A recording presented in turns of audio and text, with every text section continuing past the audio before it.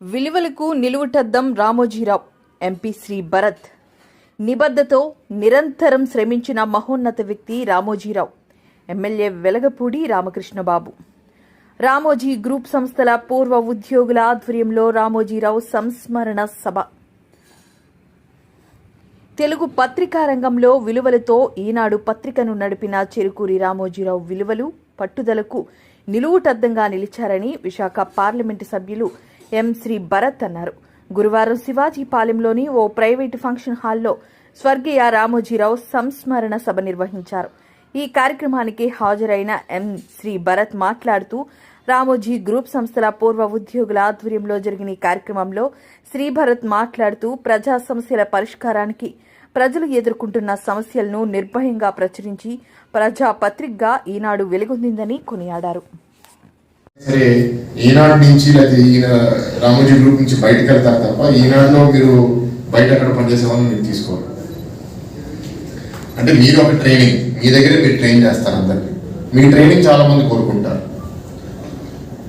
మీ తర్వాత ఇలా ఇంత బలంగా నడపగలుగుతారా లేదా అనేది చాలా మంది ఆలోచిస్తారండి అని చెప్పాను.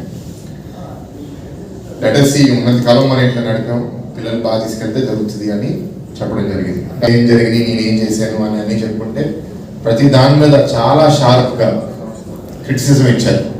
ఇది ఎందుకు ఇట్లా కాదు కదా, అట్లా ఆలోచించాను నేను. అంటే అప్పటికి అంటే 86, 87 ఉన్నా సరే ఎంత షార్ప్గా ఉన్నారో అనుకున్నాను. ఎందుకంటే ఎవరో ఎంతో కొంత ఇన్స్పైర్ అవుతే వాళ్ళు కూడా ఆ దారిలో నడుస్తారు కదా అనేది నాకు అనిపించింది.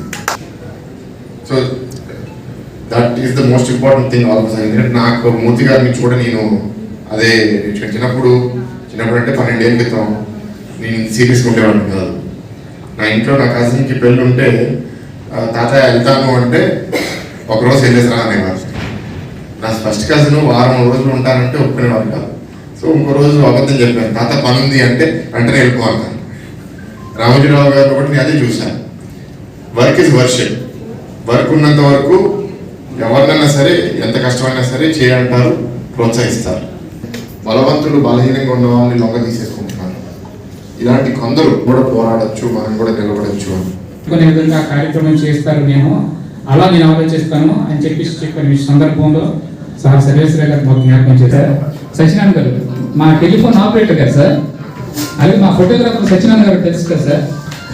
ఆయన ఫిలిం పేరు కాదు, ఎన్ఎస్ఆర్ చైర్మన్ గారు. ఒక్క నిమిషం, మన జేఎస్ఎన్ గారు కూడా వేదిక రావాల్సింది కోరుతున్నాం. జేఎస్ఎన్ గారు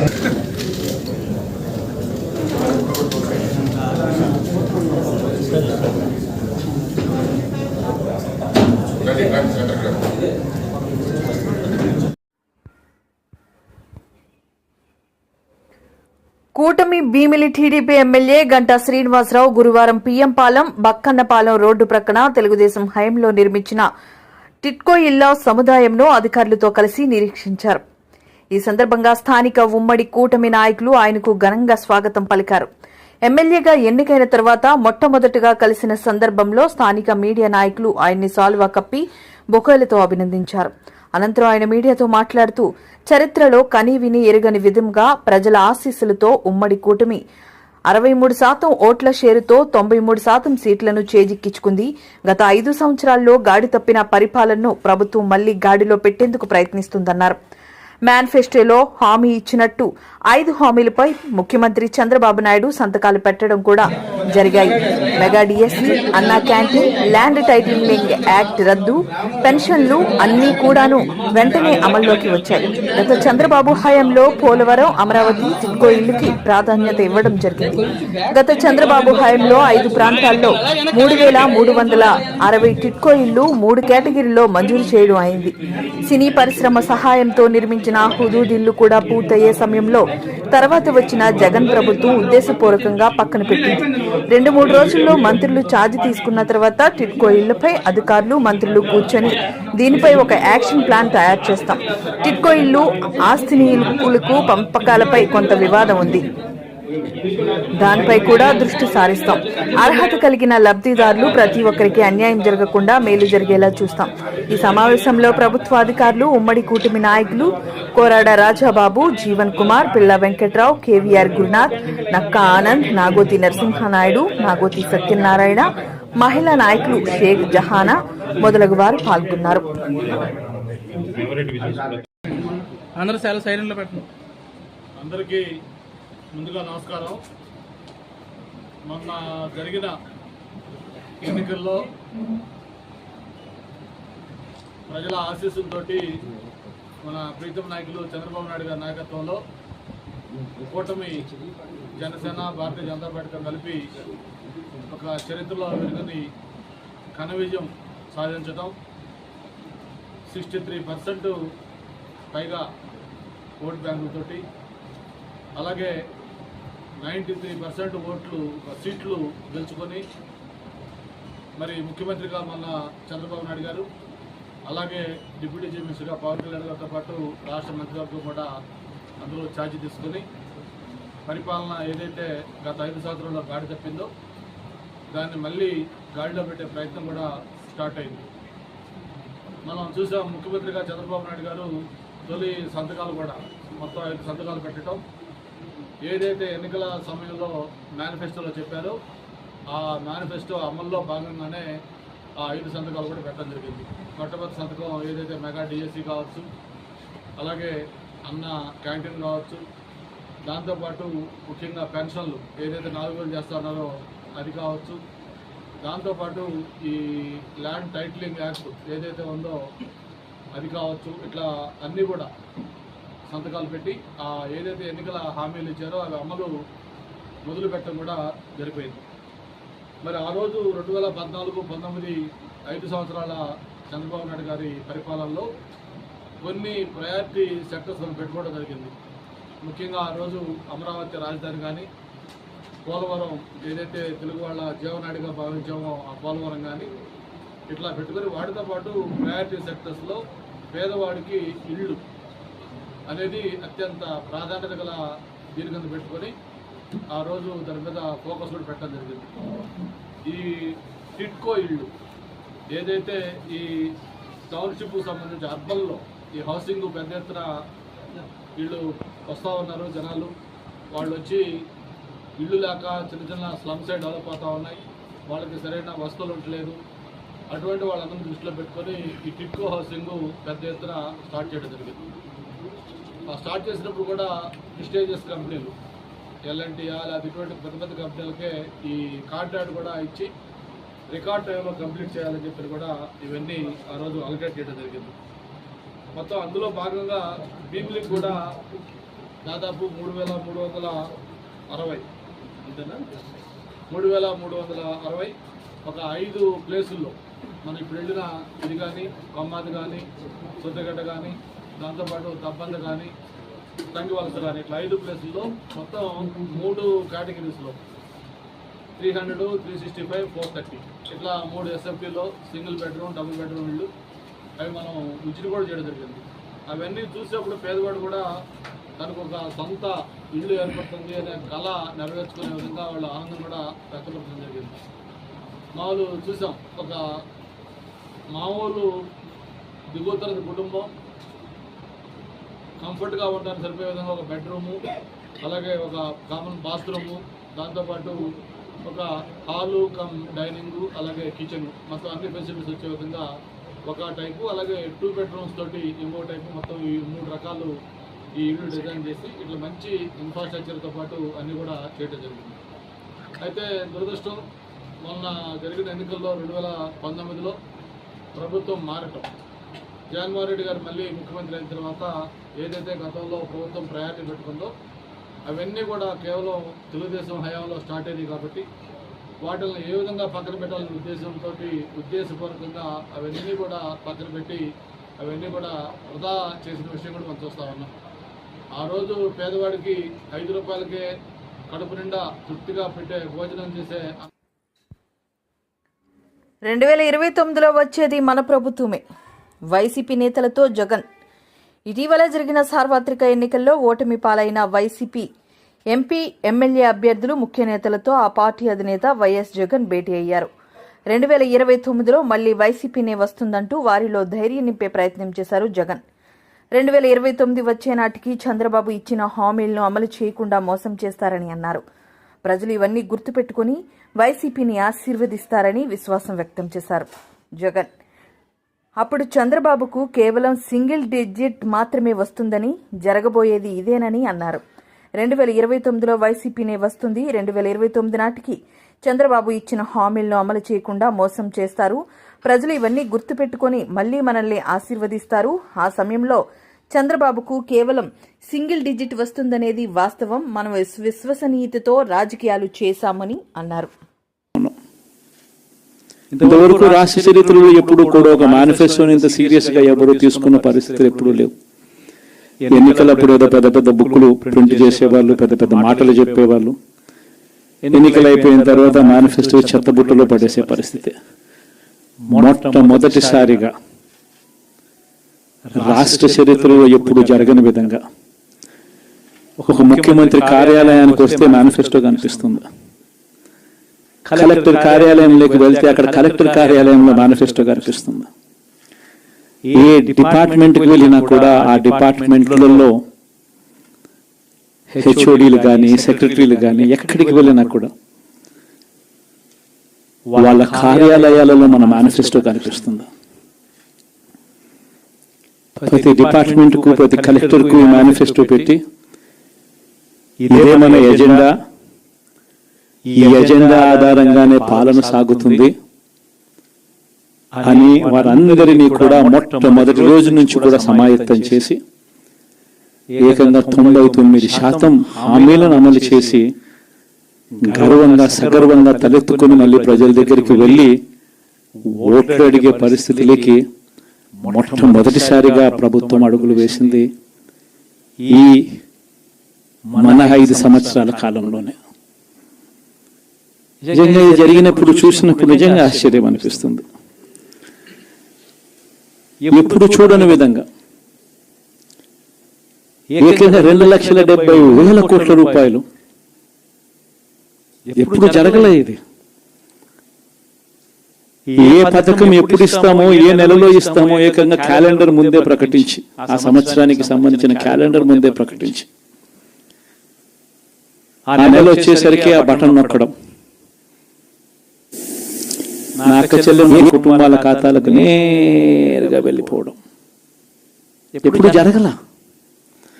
నిజంగా ఒక్కొక్కసారి అనిపిస్తుంది ఏమయ్యాయి ఆ ప్రేమలు, ఏమయ్యాయి ఆ ఆప్యాయతలు అని ఒక్కొక్కసారి అనిపిస్తుంది. 66 లక్షల మంది పెన్షన్లు తీసుకుంటా ఉన్న అవ్వాతాతలు మనం రాకమునుపు, మనం అధికారంలోకి రాకమునుపు పెన్షన్ కేవలం 1000 రూపాయలు. ఎన్నికలకి 2 నెలల ముందు వరకు కేవలం 1000 రూపాయలు. మనం ఏకంగా దాన్ని 3,000 రూపాయలకు పెంచుకుంటూ పోయాం. అప్పట్లో 39 లక్షలు మాత్రమే పెన్షన్దారులు, 66 లక్షలకు పెంచుకుంటూ పోయాం. ఏ ఒక్కరిని కూడా పక్కన పెట్టండి అన్న మాట నోట్లో నుంచి రాలేదు. ఏకంగా 66 లక్షల మందికి ఇంటి వద్దకే మొట్టమొదటిసారిగా ఇంటి వద్దకే వెళ్ళి వాళ్ళ బాధలు తెలిసిన వ్యక్తులుగా వాళ్ళ చేతికి అందించి వాళ్ళ ఆశీస్సులు తీసుకున్నాం. మరి ఏమయ్యా 66 లక్షల మంది అవ్వాతాతలు, ఆ వికలాంగులు, ఆ వితంతువులు, అక్క చెల్లెమ్మలు, వారి ఆప్యాయతలు, ప్రేమలు ఎప్పుడు జరగని విధంగా 54 లక్షల మంది తల్లులకు కేవలం మీ పిల్లలకు బడులకు పంపించండి చాలు, మీ పిల్లలు గొప్పగా చదవాలి, మీ పిల్లలకు మంచి భవిష్యత్తు ఉండాలి, 54 లక్షల మంది అమ్మలకు Ammavodi. Visakhapatnam district lorry suppliers association నూతన కమిటీ ఎన్నిక. Visakhapatnam district lorry suppliers association నూతన కమిటీ ప్రమాణ స్వీకార ప్రక్రియ స్థానిక వీడీఎల్ఎస్ఎస్ఏ కార్యాలయంలో ఘనంగా నిర్వహించారు. గురువారం జరిగిన ఈ ప్రమాణ స్వీకార కార్యక్రమంలో ఈ నూతన కమిటీలో సంఘ అధ్యక్షులుగా ఎస్ వెంకటేశ్వరరావు, గౌరవ అధ్యక్షులు ఏ శ్రీనివాసరావు, ఉపాధ్యక్షులు K Srinivasarao, Sharadamurthy, general secretary V Venkateswararao, treasurer NV Babu, joint secretary HVR మూర్తులను ప్రమాణ స్వీకారం చేశారు. ఈ సందర్భంగా నూతన అధ్యక్షులు ఎస్ వెంకటేశ్వరరావు మాట్లాడుతూ అగనంపూడి జాతీయ రహదారిపై టోల్గేట్ను త్వరలో తొలగిస్తామని మాట ఇచ్చిన రాష్ట్ర అధ్యక్షులు గాజువాక ఎమ్మెల్యే పల్లా శ్రీనివాస్కి ప్రత్యేకంగా ధన్యవాదాలు తెలియజేశారు. ప్రస్తుత సమాజంలో మానవ మనుగడకు రవాణా ముఖ్య పాత్ర పోషిస్తుందని, దానిలో లారీల పాత్ర ప్రధానమని, అటువంటి లారీ సప్లయర్స్లో అనేక సమస్యలు ఉన్నాయని నూతన కమిటీ సభ్యులందరినీ కలుపుకొని సమస్యల పరిష్కారానికి కృషి చేస్తామని అన్నారు. సభ్యులందరూ కలిసి అసోసియేషన్ భవనాన్ని నిర్మించుకుని దానిలో సమావేశాలు ఏర్పాటు చేసుకోవడం సంతోషకరమైన విషయమని అన్నారు. ఈ కార్యక్రమంలో lorry suppliers, lorry owners, lorry డ్రైవర్లు తదితరులు పాల్గొన్నారు. గత 40 సంవత్సరాల నుంచి కూడా అక్కడ ఇక్కడ అద్దె భవనంలో ఉన్నాం. అంటే మా వాళ్ళు అందరికీ వచ్చారు. వచ్చిన మహారాజులందరికీ కూడా నేను స్వాగతం సమాజం తెలియజేస్తున్నాను. చాలా ధన్యవాదాలు. అలాగే వేదిక అసోసియేషన్ కానీ మన చింతాపల్లి అసోసియేషన్ వాళ్ళు కూడా వచ్చారు. వారికి కూడా మా ఆహ్వానం పలుకుతున్నాం. మీడియా మిత్రులకు, ఇకపోతే మనకి కొంతమంది పెద్దలు మనకి సంఘం విడిపోకూడదు, ఎలక్షన్కి వెళ్తే మనం 2 భాగాలు అవుతాము, ఇవాళ మన ముందు చాలా సమస్యలు ఉన్నాయి, ఈ సమస్యలన్నీ ఎదుర్కోవాలంటే మనందరం ఒక తాగి మీదకి రావాలి అని చెప్పి చెప్పడం జరిగింది. దానికి రామారావు గారు, గోపి గారు, రఘు గారు, మరి కొంతమంది పెద్దలు, మన దేవిగా ప్రకాష్ గారు, పోరాపూడి రాజు గారు, ఇలాగే చాలా మంది పెద్దలు అందరూ ఒక వారం 10 రోజులు దీని మీద డిస్కస్ చేసి, ఇప్పుడు మనం ఎలక్షన్కి వెళ్తే మనం 2 గ్రూపులుగా వెళ్తాం, రేపు మనం ఏది సాధించలేము, అందరూ మనం యూనిటీగా ఉండాలని వాళ్ళు చెప్పడం జరిగింది. దాని మీద మన లక్కీ రోడ్ వెంకటేశ్వరరావుకి ఆయన టీంకి మీరు చేసేయండి, వాళ్ళకి ప్రెసిడెంట్ గా ఇచ్చేయండి అని చెప్పి మనకి ఎవరైతే పెద్ద గోపి గారు వాళ్ళకి ఆయన చెప్పడం జరిగింది.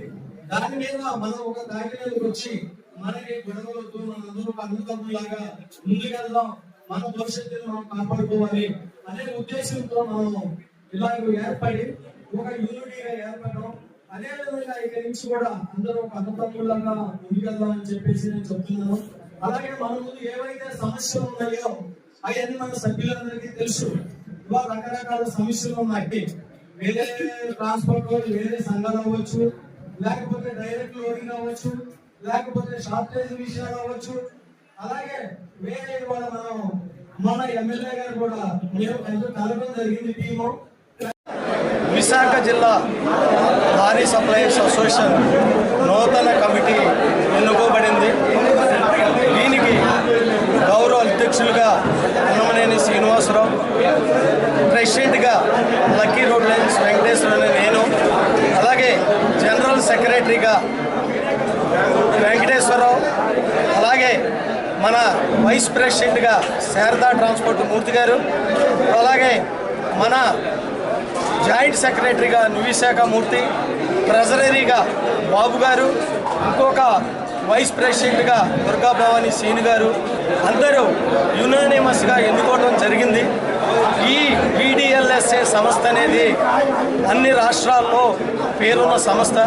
ఇవాళ ట్రాన్స్పోర్ట్ రంగంలో కూడా మేము ఎంతో ఉన్నత స్థాయిలో ఉన్నాము. అదేవిధంగా ఇక నుంచి కూడా ఇప్పుడు ఏర్పడిన కొత్త బాడీ అందరూ కలిసి మా అసోసియేషన్ ముందుకు తీసుకెళ్ళటానికి శాయశక్తులా కృషి చేస్తూ మేము మా సంఘాన్ని డెవలప్ చేసుకోవడానికి మేము ముందుకెళ్తామని చెప్పేసి మనస్ఫూర్తిగా తెలియజేస్తాం. గారు ఎమ్మెల్యే గారుగా ఉన్నప్పుడే మేము టోల్ గేట్ల మీద, లారీ టెర్మినల్ మీద ప్రతిపాదన చేయడం జరిగింది.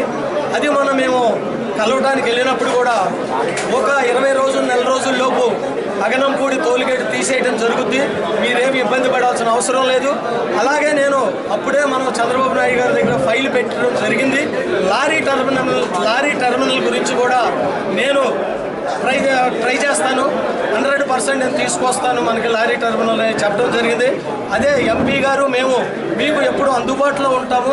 మీ సంస్థకి ఏ విధమైన సమస్యలు ఉన్నా, మీకు ఏ ప్రాబ్లమ్స్ ఉన్నా మేము అందుబాటులో ఉంటామని చెప్పి మన లోకల్ ఎమ్మెల్యే గారు పల్లా శ్రీను గారు, స్టేట్ ప్రెసిడెంట్ గారు అయిన పల్లా శ్రీను గారు మాకు హామీ ఇవ్వడం జరిగింది.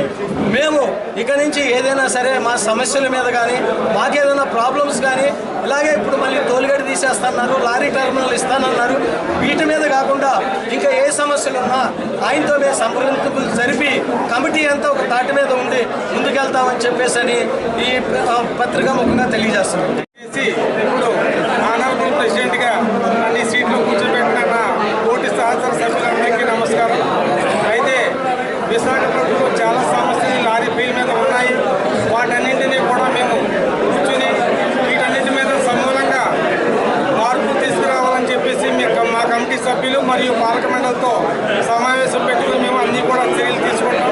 అలాగే గతంలో పార్కింగ్ ఇష్యూస్ గురించి కానీ, ఈ టర్మినల్ ఇష్యూస్ గురించి కానీ చాలా ఇష్యూస్ ఉన్నాయి. అన్నీ కూడా మేము మాట్లాడుకుని, అలాగే గంగవరం పోర్టులో పార్కింగ్ విషయం గురించి కానీ అన్నీ కూడా మేము మాట్లాడుకుని త్వరలోనే దీనికి తుదిమెరుగులు దిద్దుకుని ముందుకెళ్తామని చెప్పేసి మూలంగా తెలియజేస్తాం.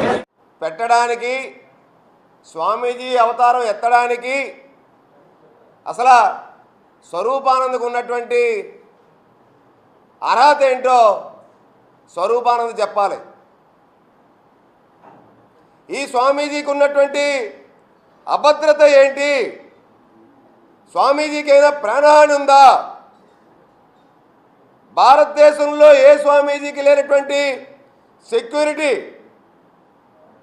స్వరూపానంద సరస్వతికి ఎందుకు ఇవ్వాల్సి వచ్చింది? ఈ స్వామి స్పెషల్ ఫ్లైట్లలో తిరగడానికి ఎవరు స్పాన్సర్ చేస్తూ ఉన్నారు? జగన్మోహన్ రెడ్డి ప్రభుత్వంలో స్వరూపానంద సరస్వతి ఎన్నిసార్లు స్పెషల్ ఫ్లైట్లో వెళ్ళారు? ఏ పనుల మీద వెళ్ళారు? ఎక్కడెక్కడికి వెళ్ళారు? ఆ స్పెషల్ ఫ్లైట్లు పురమాయించింది ఎవరు? బట్టబయలు కావాలి. ఒక స్వామీజీ కాదు, ముఖ్యమంత్రులందరూ కూడా సామాన్య ఎకానమీ ఫ్లైట్లో తిరుగుతూ ఉన్నారు. ఇప్పటికే పోలీసులకి సిబ్బంది కొరతుంది. ఈ స్వామీజీకి ఇంత పెద్ద ఎత్తున సెక్యూరిటీ ఇస్తే నెలకి 20 లక్షల నుంచి 25 లక్షల రూపాయలు ప్రజాధనాన్ని, ప్రభుత్వ ధనాన్ని ఇవాళ వెచ్చిస్తూ ఉన్నారు. 5 ఏళ్ల నుంచి కోట్ల రూపాయలు వాళ్ళ యొక్క సెక్యూరిటీ కోసం వెచ్చించిన సందర్భం దేనికోసం, ఎవరి కోసం? స్వామీజీ చేసిన వ్యవహారాలన్నీ కూడా కూటమి ప్రభుత్వం పూర్తి స్థాయిలో దర్యాప్తు చేయాలి. ఇదే స్వరూపానంద స్వామిని నమ్ముకున్నటువంటి కేసీఆర్కి ఏ గతి అయితే పట్టిందో జగన్మోహన్ రెడ్డికి కూడా ఈ రాష్ట్రంలో అదే గతి పట్టింది. ఎందుకంటే ఈయన నకిలీ స్వామి, సెటిల్మెంట్లు చేసే స్వామి, అన్యాయాలకి, భూ లావాదేవీలకి, నిబంధనలకు, ఉల్లంఘనలకు క్యార్ ఆఫ్ అడ్రస్గా స్వయం ప్రకటిత పీఠాధిపతి స్వరూపానంద సరస్వతి అక్రమాలకు అడ్డే లేకుండా ఈ 5 ఏళ్ళు పోయింది. ఆఖరికి ఇప్పుడున్నటువంటి చినముచ్చిరివాడలో స్వరూపానంద పీఠం, శారదా పీఠం ఏదైతే ఉందో అది ప్రభుత్వ స్థలం కబ్జాలో కొంత భాగం ఉందన్న మాట వాస్తవం కాదా? భీమిలిలో సర్వే నెంబర్ 102/2లో 7 ఎకరాల 70 సెంట్లు, 103లో 7 ఎకరాల 30 సెంట్లు 15 లక్షల రూపాయలకి, కేవలం ఎకరం ₹1,00,000 నామమాత్రంకి.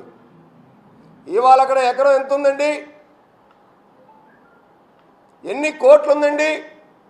250 కోట్ల రూపాయలు విలువ చేసేటువంటి స్థలాన్ని కేవలం 15 లక్షల రూపాయలకే ఇవాళ జగన్మోహన్ రెడ్డి ప్రభుత్వం నుంచి కొట్టేశాడు. ఈయన 20/11/2023